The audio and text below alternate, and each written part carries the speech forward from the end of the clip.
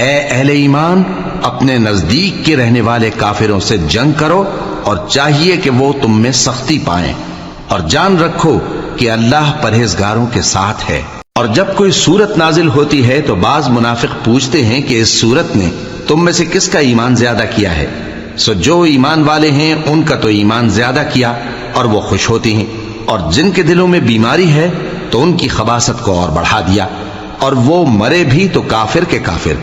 کیا یہ دیکھتے نہیں کہ یہ ہر سال 1 یا 2 بار بلا میں پھنسا دیے جاتے ہیں، پھر بھی توبہ نہیں کرتے اور نہ نصیحت حاصل کرتے ہیں؟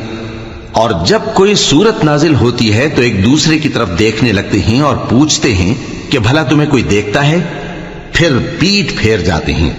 اللہ نے ان کے دلوں کو پھیر رکھا ہے، کیونکہ یہ ایسے لوگ ہیں کہ سمجھ سے کام نہیں لیتے۔ لوگو، تمہارے پاس تمہیں میں سے ایک پیغمبر آئے ہیں، تمہاری تکلیف ان کو گراں معلوم ہوتی ہے اور وہ تمہاری بھلائی کے بہت خواہش مند ہیں، اور مومنوں پر نہایت شفقت کرنے والے ہیں، مہربان ہیں۔ سو اگر یہ لوگ پھر جائیں اور نہ مانیں تو کہہ دو کہ اللہ مجھے کفایت کرتا ہے، اس کے سوا کوئی معبود نہیں، اسی پر میرا بھروسہ ہے اور وہی عرش عظیم کا مالک ہے۔